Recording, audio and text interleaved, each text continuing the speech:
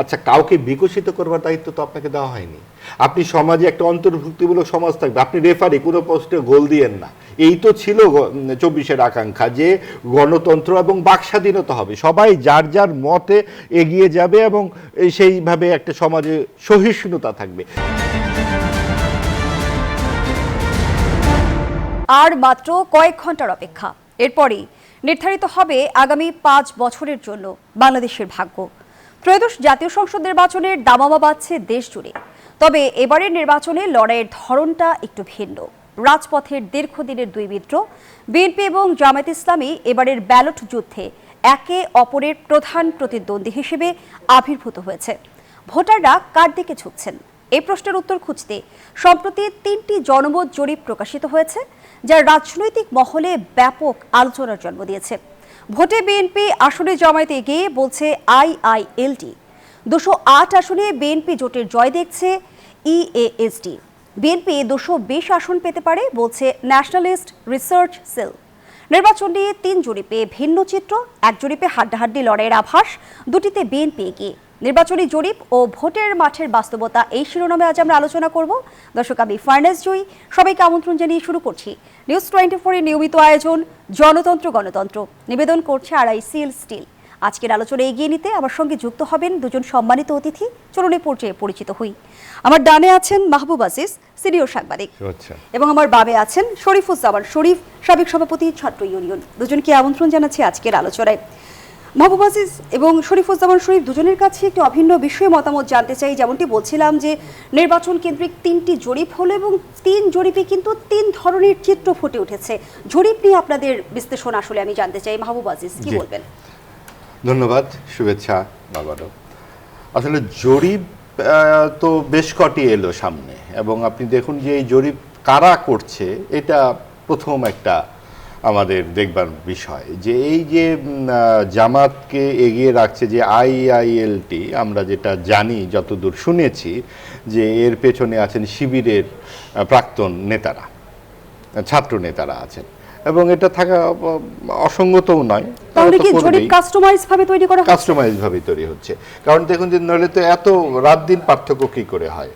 যে তারা বলছে যে ভোটে গিয়ে থাকবে জামাত, আবার তারা বলছে ভোটে এগিয়ে থাকবে বিএনপি, আসনে এগিয়ে থাকবে জামায়াত। আচ্ছা, যাই হোক, তার মানে আরেকটা জিনিস দেখবার মতো বিষয় যে আমাদের যে গত নির্বাচনের অভিজ্ঞতাগুলো দেখুন, যে জামাত সর্বশেষ যে নির্বাচন, গ্রাহ্য নির্বাচন ২০০৮ কিংবা তারও আগে ২০০১-এ যখন তারা বিএনপির সঙ্গে যুক্ত হয়ে সরকার গঠন করলো, তখনও কিন্তু তারা আসন পেয়েছে 18টি। আর তার আগে তারা এককভাবে ভোট করে পেয়েছে 3টি, এবং 91 সালেও এরকমই পেয়েছিল। 17-18 বেশি তাদের আসন যায়নি। এবং এই যাবৎ জামায়াতের ইতিহাসের মানে আমরা সর্বমোট আসন সংখ্যা যেমনটি জানি 50টি, এত বছর মিলিয়ে। হ্যাঁ, এবং এই গত 70-80 বছরের ইতিহাসে আমাদের এখানকার, তাদের জন্মের যে ইতিহাস, সেখান থেকে তারা কখনোই ক্ষমতার কাছাকাছিও যেতে পারেনি এককভাবে। কাজে হঠাৎ করে এমন কি ঘটে গেল যে একদম জরিপগুলো আমাদেরকে তাদেরকে একটা বিরাট আকার জনসমর্থনের একটা রাজনৈতিক দল হিসেবে প্রতিপন্ন করছে। এখানে অনেকগুলো ফ্যাক্টর কাজ করছে। আসলে 1 নম্বর ফ্যাক্টর হচ্ছে সরকারি পৃষ্ঠপোষকতা। আপনি দেখুন যে 30টি রাজনৈতিক দলের সাথে সংস্কার বৈঠক হলো জাতীয় ঐক্যমত্য কমিশনের, সেখানে কিন্তু শুরুতেই আমরা দেখলাম 3টি রাজনৈতিক দলকে আলাদাভাবে প্রাধান্য দিচ্ছে সরকার এবং জাতীয় ঐক্যমত্য কমিশন: বিএনপি, জামায়াত এবং এনসিপি। বিএনপি যেহেতু 40% ভোট পাওয়া একটা রাজনৈতিক দল, কয়েকবারের ক্ষমতায় থাকা, তারা তো আওয়ামী লীগের অনুপস্থিতিতে স্বাভাবিকভাবেই বড় দল, এটা নিয়ে বিতর্ক নাই। এনসিপির যারা নেতৃত্বে ছিলেন, তারা গণ অভ্যুত্থানের তরুণ নেতৃত্ব, এটাও আমরা বুঝলাম যুক্তিসঙ্গত একটি ব্যাপার। জামাত কেন? জামাত তো 4র্থ বৃহত্তম দল ভোটের দিক থেকে, তার আগেও কিন্তু জাতীয় পার্টি ছিল, আর আওয়ামী লীগ তো ছিলই। আওয়ামী লীগের কার্যক্রম নিষিদ্ধ, এটা একটা নির্বাহী আদেশে নিষিদ্ধ হয়েছে, সেটাও বুঝলাম। কিন্তু জাতীয় পার্টি, তাকে বলা হচ্ছে ফ্যাসিবাদের দোসর। জাতীয় পার্টি যদি নির্বাচনে যাওয়ার জন্য অযোগ্য ঘোষিত হয়, 18 সালের নির্বাচনে বিএনপি যায় নাই, খোদ বিএনপি তো 18 সালের নির্বাচনে গেছে, জামাত তো বটেই। এবং তার মানে কি আপনি একই যাত্রায় 2-3 রকম পৃথক ফল আপনি দেখাচ্ছেন। তো সব কিছু মিলিয়ে মনে হচ্ছিল যে এই অন্তর্বর্তীকালীন সরকার চেয়েছে যে আওয়ামী বিরোধী একটা বড় রাজনৈতিক শক্তি এখানে উদ্ভব ঘটুক। সেটা নানান তৎপরতা থেকে বোঝা গেছে এবং এটা তো পরিষ্কার যে তারা আওয়ামী লীগ যাতে নির্বাচনে অংশ নিতে না পারে, কোনো কার্যক্রমে না থাকতে পারে, এটা তারা পরিষ্কারই বলেছে। এবং আজকেও আমি দেখলাম আজকে কালকে মিলে আইন উপদেষ্টা এবং অনেকেই বলছেন আওয়ামী লীগ কি ক্ষমা প্রার্থনা করেছে কখনো, আওয়ামী লীগ কি নির্বাচনে আসতে চেয়েছে কখনো। সবই বুঝলাম যে হ্যাঁ আওয়ামী লীগ করেনি ক্ষমা প্রার্থনা, বা আওয়ামী লীগ তাদের যে কর্তৃত্ববাদী আচরণ অব্যাহত রেখেছে, কিন্তু সরকার তো তার প্রতিপক্ষ হতে পারে না। সরকার তো অন্তর্বর্তীকালীন সরকার এবং অন্তর্ভুক্তিমূলক নির্বাচনের জন্য তারা আহ্বান রাখতে পারতো যে যাদের নামে মামলা নাই তারা বিশ্লেষকরা বলছেন যারা মাহবুব আজিজ যে আওয়ামী লীগের যে সমর্থকরা রয়েছে, যে আওয়ামী লীগের যে ভোট ব্যাংক রয়েছে, সেটি আসলে যে কোনো সময় সাইলেন্ট রেভলিউশনও ঘটাতে পারে। আমি সে আলোচনায় ফিরবো পরবর্তী অংশে। এ পর্যায়ে ধন্যবাদ জানাচ্ছি আপনাকে শরীফুজ্জামান শরীফ। যেমনটি আসলে মাহবুব আজিজ বলছিল যে জরিপও হচ্ছে অনেকটা কাস্টমাইজ করে, তাহলে কি জরিপগুলো নির্বাচনী জরিপগুলো দলীয় জরিপে পরিণত হলো? ধন্যবাদ মাহবুব ভাইকে, শুভেচ্ছা, দর্শকদেরকে শুভেচ্ছা। এখানে প্রত্যেকটা কাজের পেছনে একটা উদ্দেশ্য কাজ করে। মাহবুব ভাই আপনারা সাংবাদিকতা করেন, ভয়েস অফ আমেরিকার একটা খবর হয় বাংলা, এবং সেই খবরের মধ্যে একটা সম্পাদকীয় প্রকাশ করে তারা, এবং সেই সম্পাদকীয়টা পড়ার আগে তারা একটা যুক্ত করে যিনি পাঠক, যে এর ভেতরে আমেরিকান সরকারের অভিমতের প্রতিফলন রয়েছে।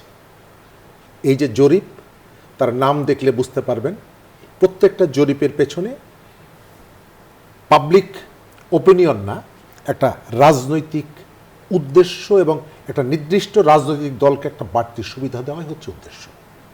এই যে গতকালকে যাদের কথা বললেন, তাদের নেতারা ছাত্র শিবিরের বিভিন্ন স্তরে দায়িত্ব পালন করেছে, এমনকি তাদের যে রেটিনা কোচিং সেন্টার তার মূল দায়িত্ব পালন করেছে, এবং এটি তাদের একটা সাংবিধানিক পদের মতো যে এই পজিশনে থাকলে সে হচ্ছে রেটিনার দায়িত্ব পালন করবেন।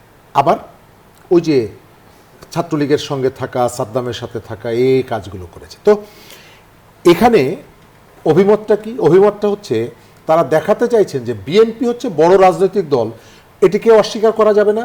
মানে জরিপের বিশ্বস্ততা প্রমাণ করার জন্য, বিশ্বাসযোগ্যতা নিয়ে আসার জন্য একদিকে দেখানো হচ্ছে যে বিএনপির ভোট ঠিক আছে, কিন্তু ক্ষমতায় যাচ্ছে জামাত।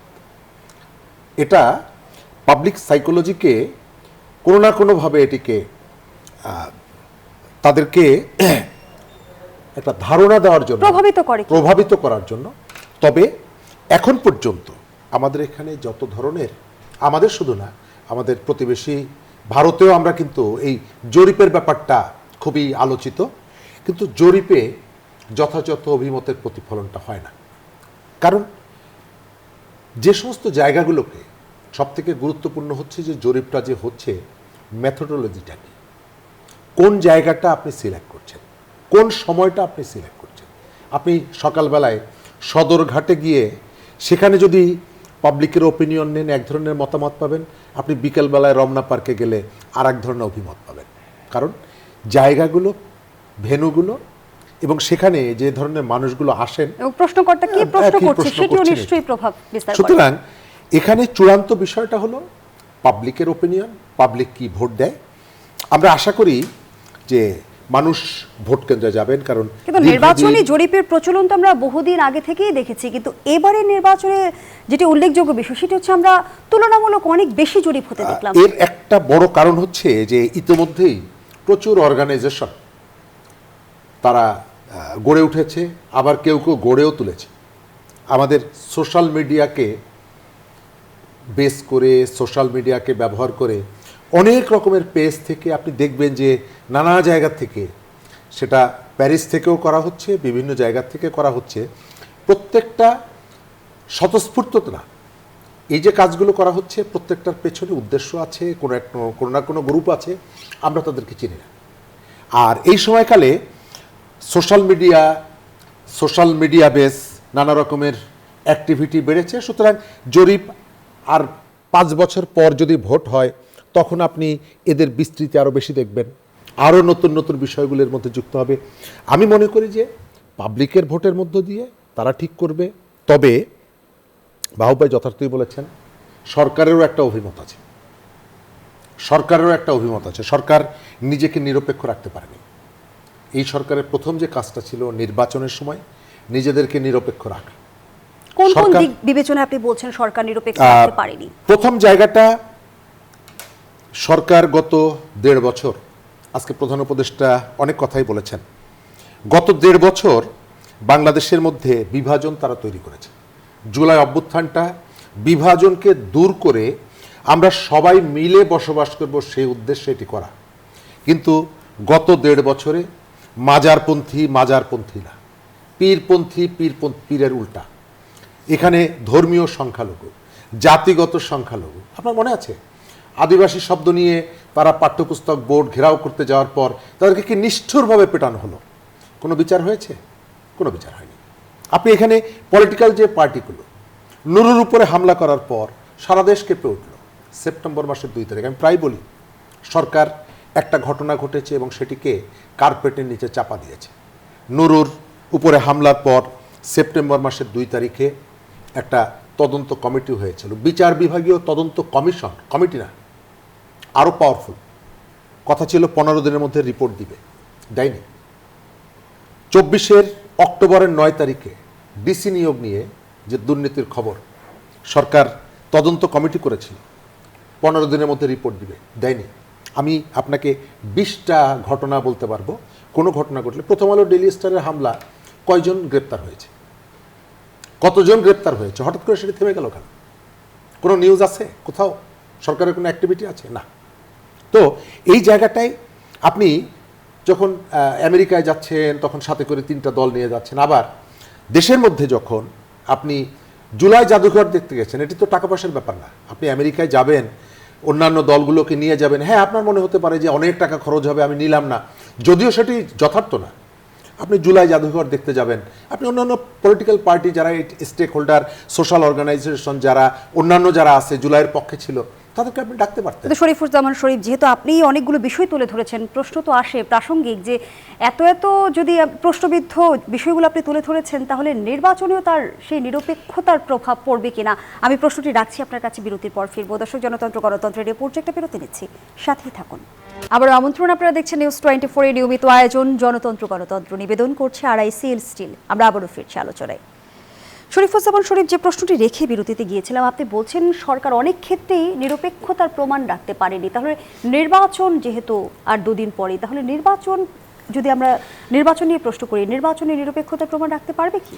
ধন্যবাদ। আমরা প্রথমত এই ধরনের একটা সরকারের কাছে আমাদের প্রত্যাশা বিপুল থাকে, কিন্তু নানা বাস্তবতায় তার সক্ষমতা, তার সীমাবদ্ধতাও থাকে। তবে কখনো কখনো সরকারকে তার যতটুকু ক্যাপাসিটি পুরোপুরি করতে না পারলেও তার চিন্তার জায়গা থেকে, প্ল্যানিংয়ের জায়গা থেকে দেখাতে হয় যে আমাদের কতগুলো ভালো ইচ্ছা আছে। কিন্তু আমরা এই সরকার একটা বিধ্বস্ত দেশের দায়িত্ব গ্রহণ করেছে, অর্থনীতি খারাপ ছিল, অনেক কিছুই চ্যালেঞ্জের মধ্যে ছিল। সেই জায়গাটায় সরকার এই মেসেজটা দিতে পারেনি।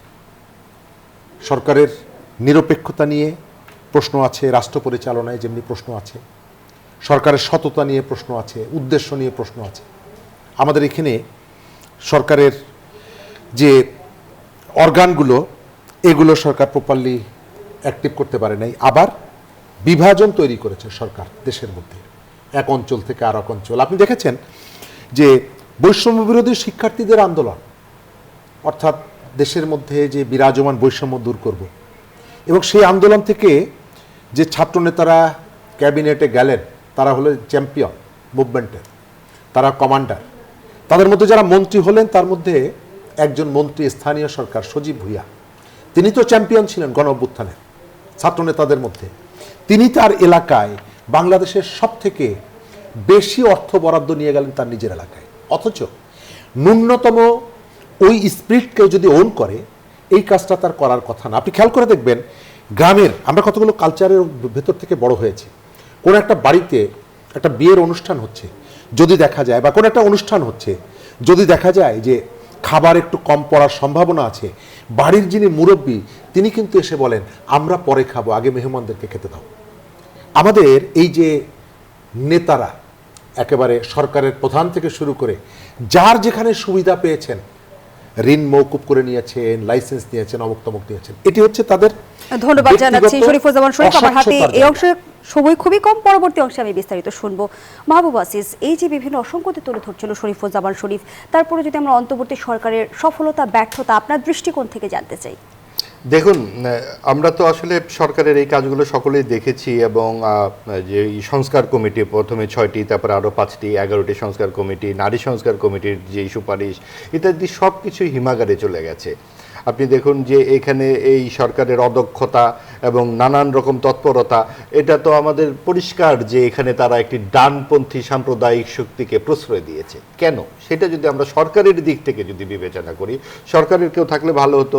তারপরেও আমরা যদি যুক্তির খাতিরে আমরা যদি দেখি, তাহলে সরকার কি এরকমটি ভেবেছে যে এখানে যেহেতু আওয়ামী লীগ বিএনপি একটি পরম্পরা বছরের পর বছর একই সাথে তারা একটি দ্বিদলীয় ব্যবস্থা গড়ে তুলেছিল এবং দুটোর চরিত্র প্রায় কাছাকাছি, একই ধরনের মধ্যপন্থী উদার এক ধরনের 71-এর জাত দুটো দল, তো এমন একটি রাজনৈতিক শক্তি আসুক যেটা একটু একদম বিপরীতমুখী, সেটা হয়তো যেহেতু এদিকে নানান জায়গায় ইসলামিক শক্তির একটা প্রভাব দেখা গেছে, সেই রকম চিন্তা ভাবনা করে সমাজে ভারসাম্য তৈরির চেষ্টাতেও হয়তো একটা চিন্তা থাকতে পারে। সরকার যে তাদেরকে একদম জিতিয়ে দিতে যাচ্ছে আমার সেরকম কিন্তু মনে হয় না। সরকার এখন বলটা ছেড়ে দিল মাঠে, এখন তোমরা যে পারো জিতে নাও, আমরা তো আওয়ামী লীগকে সরিয়ে দিলাম, এরকমটি সরকার করেছে বলে আমার মনে হয়। এবং সেই জায়গা থেকে এখন যে পরিস্থিতি দাঁড়াচ্ছে, আপনি দেখুন যখন মুক্তিযুদ্ধের ভাস্কর্য ভাঙা হয়েছে, ইতিহাস বিকৃতি হয়েছে, ধানমন্ডির 32 নম্বর ভাঙা হয়েছে, সরকার কিন্তু নির্বিকার ছিল। গণমাধ্যমে হামলা হয়েছে, তখনও নির্বিকার ছিল অনেকটা। সেই অর্থে সরকারের হাত তো খুব শক্তিশালী। সরকার চাইলে 5 মিনিটের মধ্যে অনেক কিছুই করতে পারে, কারণ তার হাতে সবগুলো প্রতিষ্ঠান থাকে। এই যে প্রাতিষ্ঠানিক যেই শক্তিমত্তা সরকার কিন্তু ব্যবহার করতে চায়নি। তো সেই জায়গা থেকে এখন যে তাদের সবচেয়ে বড় যদি ব্যর্থতার কথা বলি, তারা মুখে এক কথা বলেছে, কাজে আরেক কথা বলেছে। আপনি রয়টার্সের সাথে সম্ভবত যেই সাক্ষাৎকারের কথা বললাম, আইন উপদেষ্টা যেখানে বলেছেন যে আওয়ামী লীগ ক্ষমা চায়নি, সাথে সাথে আরেকটি কথা বলেছেন যে এই আওয়ামী লীগ আমলে বোরকা পরা, হিজাব পরা নারীদের প্রতি নাকি কটূক্তি করা হতো। এইটা কিন্তু এক সম্পূর্ণ মিথ্যাচার। বাংলাদেশের মানুষ অত্যন্ত ধর্মপরায়ণ এবং এক ধরনের ইতিবাচক দৃষ্টিভঙ্গিতে এগুলো দেখা হয়। আপনি হিজাব হয়তো আপনার ব্যক্তিগত চয়েস যে আপনি পড়বেন কি পড়বেন না, কিন্তু কেউ পড়লে তাকে খারাপ কথা বলা হয়, এই কথা আমরা বিশ্বাস করব না, এবং এই তথ্য মিথ্যা। এই বিভাজন কেন তৈরি করা হচ্ছে? এই বিভাজন তৈরি করা হচ্ছে ওই ডানপন্থাকে উস্কাই দেওয়ার জন্য, যে এখানে একটা সাম্প্রদায়িক শক্তিকে আরো শক্তিশালী করা হল। এই প্রশ্ন যখন করা হচ্ছে সরকারি পক্ষে, তখন তারা বলা হচ্ছে যে আমরা কাকে আর করব, শক্তিশালী করব। বামপন্থাতে তো খুঁজেই পাওয়া যায় না, 5 জন বামপন্থী লোক থাকলে 10টা গ্রুপ থাকে। আচ্ছা, কাউকে বিকশিত করবার দায়িত্ব তো আপনাকে দেওয়া হয়নি। আপনি সমাজে একটা অন্তর্ভুক্তিমূলক সমাজ থাকবে, আপনি রেফারি, কোনো পোস্টে গোল দিয়েন না। এই তো ছিল 24-এর আকাঙ্ক্ষা, যে গণতন্ত্র এবং বাকস্বাধীনতা হবে, সবাই যার যার মতে এগিয়ে যাবে এবং সেইভাবে একটা সমাজে সহিষ্ণুতা থাকবে। সেই জায়গাতে খুব সুচিন্তিতভাবে একটা বিভাজন তৈরি করা হয়েছে, যে এমন একটি ভোট আমরা করতে যাচ্ছি যেখানে সমাজের একটি বড় অংশ নির্বাচনে অংশগ্রহণ করতেই পারল না। তারা ভোট কিভাবে দিবে, সেইটা আওয়ামী লীগের ভোট কোথায় যাবে, কি যাবে, তা আওয়ামী লীগের নেতৃত্বের অনেক ব্যর্থতা আছে, তারা তো পরিষ্কারভাবে বলেওনি। আওয়ামী লীগের ভোট কি সাইলেন্ট রেভলিউশন ঘটাতে সক্ষম? সেরকম বোধহয় মনে হয় না, কারণ হচ্ছে যেই প্রোপাগান্ডা আমরা দেখলাম সরকারি পৃষ্ঠপোষকতা সহ নানান কিছু মিলিয়ে, বিশেষ করে অনলাইনে খুব ক্রিয়াশীল কিন্তু জামাতি ইসলামী। এই জামাতি ইসলামী দলের সাথেই ইসলাম শব্দটা যুক্ত, এবং এই যে আপনি একটু যদি জামাতি ইসলামীর ইতিহাস ঘাটাঘাটি করেন, তারা কিন্তু গণতন্ত্রই মানে না, এটাকে তাগুদি আইন বলে। ইসলামিক শাসনে মনে করে যে এইখানে স্রষ্টার সর্বশক্তিমান যে ব্যাপার, সেটাকেই নাকি গণতন্ত্র চ্যালেঞ্জ ঘোষণা করে। তাহলে সেই জায়গা থেকে কিন্তু তারা এখন গণতন্ত্রের এই নির্বাচনে অংশগ্রহণ করছে। আবার তারা ধাপে ধাপে শরিয়া আইনের কথা বলছে, আবার তারা নারীর কর্মঘণ্টা থেকে শুরু করে নারী পুরুষ নিয়ে তারা যে পরিমাণ গবেষণা করেছে, ওই পরিমাণ গবেষণা বাংলাদেশের অর্থনীতি সমাজ নিয়েও তারা করে নাই। অর্থাৎ সামনে আমরা হয়তো একটা স্পেসশিপ পাবো যেটা আমাদের 1400 বছর পিছনে নিয়ে যাবে। আমরা সামনের দিকে না গিয়ে হয়তো অনেক দূরে চলে যাব, কারণ 1400 বছর আগের বাস্তবতা আর এখনকার বাস্তবতা এক নয়। কিন্তু এখন যেই পরিমাণ বিদ্যুৎ, যেই পরিমাণ আপনার আধুনিক প্রযুক্তি আমাদের সামনে উপস্থিত হয়েছে, সভ্যতা যেই জায়গায় গেছে, সেই জায়গায় কিন্তু সভ্যতার এবারের ভোটের সমীকরণ খুব একটা সহজ হবে কি? কারণ বলা হচ্ছে যে এবারে প্রায় 4 কোটি ভোটার রয়েছে যারা তরুণ, এবং তারা জীবনের প্রথমবার ভোটাধিকার প্রয়োগ করতে যাচ্ছে। তরুণরা কিন্তু নির্বাচনের ফলাফলের বদলানোর ক্ষেত্রে একটা বড় ধরনের ভূমিকা রাখতে পারে, এমনটি বিশ্লেষকরা বলছেন। আমি সে আলোচনায় ফিরতে চাই, আবারও বিরতির সময় হয়েছে। দর্শক, জনতন্ত্র গণতন্ত্রের এই পর্যায়ে আবারও বিরতি নিচ্ছি, সাথেই থাকুন।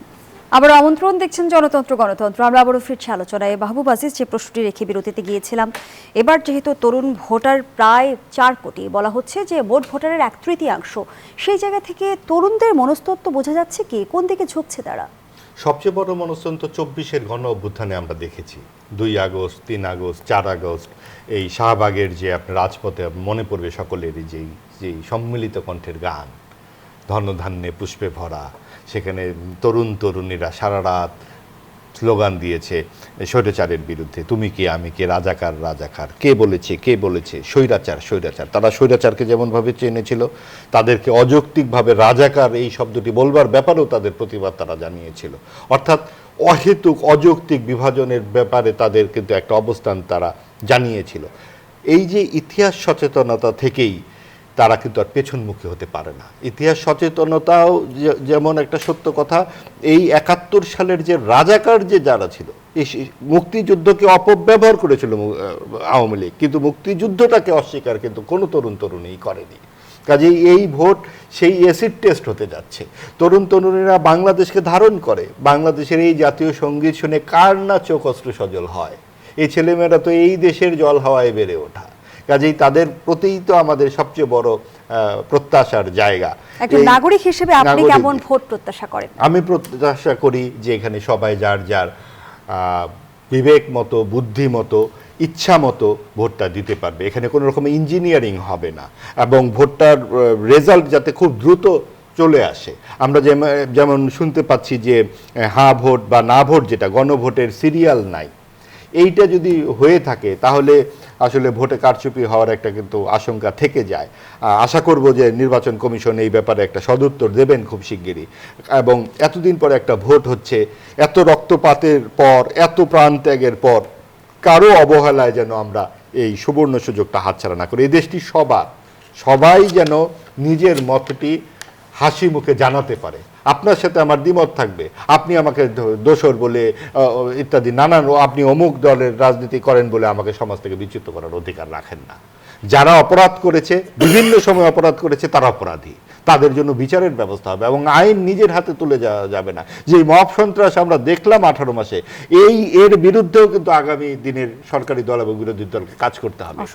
আমরা কিন্তু ইশতেহারে কিন্তু কিছু পাইনি। এই মব সন্ত্রাসকে নিয়ে তাদের প্রথম দিনই কথা বলতে হবে, আইন নিজের হাতে তুলে নেওয়া যাবে না। জনাব শরীফুজ্জামান শরীফ, দীর্ঘ 18 বছর পর জনগণ কিন্তু ভোটাধিকার প্রয়োগ করতে পারছে এবং দীর্ঘ প্রতীক্ষার অবসান হতে যাচ্ছে। একজন নাগরিক হিসেবে কেমন ভোটের প্রত্যাশা রাখেন? ধন্যবাদ। আমি তার সাথে একটু যুক্ত করি, হ্যাঁ না ভোটের ব্যাপারটা যেহেতু বলেছেন, আমরা সরকারকে সন্দেহ করি। সরকার একটা পক্ষ নিয়েছে হ্যাঁ না ভোটের ক্ষেত্রে, সরকার যে নিরপেক্ষ থাকার কথা ছিল সেটি করেনি। সুতরাং ভোট প্রক্রিয়ায়, বিশেষ করে গণভোট প্রক্রিয়ায় সরকার এখানে ম্যানিপুলেট করতে পারে এই আশঙ্কা ব্যক্ত করছি। এবং যেহেতু নির্বাচনটা ইলেকশন কমিশনের ব্যবস্থাপনায় হচ্ছে, অবশ্যই ভোট গণনার থেকে শুরু করে প্রত্যেকটি জায়গায় স্বচ্ছতা আসুক, এটি চাই। নির্বাচনটা কেমন চাই? নির্বাচনটা এমন হতে হবে যেখানে জনগণের অভিমতের প্রতিফলন থাকে। মানুষ যাকে ভোট দিবে সেটি যেন প্রপারলি কাস্ট হয় এবং আমরা জানতে পারি যে এই দলটি, এবং সেখানে কোনো অস্বচ্ছতা না থাকে। সরকার বিভিন্ন সময় এনসিপির প্রতি দুর্বলতা প্রদর্শন করেছে। এনসিপির প্রধান যিনি, তাকে নিয়ে তিনি একসময় বাংলাদেশের প্রধানমন্ত্রী হবে এই কথাও তারা বলেছে। আবার কিছুদিন আগে প্রধান উপদেষ্টা বলেছেন তাদের ভেতর থেকে অনেকে এমপি হবে, মন্ত্রী হবে। আমি একটা তথ্য আমাদের এখানে দেওয়া হয়, 4 কোটি তরুণ ভোটার এমনভাবে উপস্থাপন করা হয় যেন এরা সবাই হচ্ছে জামাত এবং এনসিপির বান্ধা কাস্টমার, তাদের ভোটার। আসলে তাদের ভোটার না, এর মধ্যে নানা ধরনের মতের মানুষ আছে। গণ অভ্যুত্থানটা একমাত্র এনসিপি এবং জামাতের এটি কোনো পলিটিক্যাল বা তাদের দলীয় প্রপার্টি ছিল না। বিভিন্ন শ্রেণী পেশার মানুষ এখানে ছাত্র দলে প্রথম যেদিন রংপুরের হত্যাকাণ্ড ঘটলো সেদিন চট্টগ্রামে ঘটেছে না, বিএনপির ছাত্রদলের ছেলে ওয়াসিম মারা গেছে না। কিন্তু সরকার প্রথম থেকে মনে থাকার কথা পহেলা বৈশাখ যখন হাইজ্যাক করেছে এই পহেলা বৈশাখ লেজার শো যখন হয় সংসদ ভবনের সামনে, সেখানে ওয়াসিমকে বাদ দেওয়া হয়েছে। অর্থাৎ খুব প্ল্যানফুলি জুলাই অভ্যুত্থানটাকে এটি জামাতের প্রপার্টি, এটি এনসিপির প্রপার্টি, এটি প্রমাণ করা। 4 বছরের শিশু থেকে শুরু করে আমরা দেখেছি যে তরুণদের প্রাণ হারিয়েছে। কিন্তু আমরা তরুণদের কাছে অনুরোধ করব, তারা জুলাইয়ে যে রাস্তায় নেমেছিল সেটা কোনোভাবেই মুক্তিযুদ্ধের প্যারালাল ছিল না। মুক্তিযুদ্ধকে ব্যবহার করে আমাদের ভোটাধিকার লুণ্ঠন করা হয়েছে, তার প্রতিবাদ জানিয়েছে। সুতরাং তারা 24কে যেমনি ধারণ করবে, মুক্তিযুদ্ধকে ধারণ করবে এবং বাংলাদেশে মুক্তিযুদ্ধের পরাজয়ের গ্লানি অসংখ্য ধন্যবাদ জানাচ্ছি আপনাকে। দর্শক, এখানেই শেষ করছি জনতন্ত্র গণতন্ত্রের আজকের আয়োজন। ধন্যবাদ এতক্ষণ আমাদের সাথে থাকার জন্য।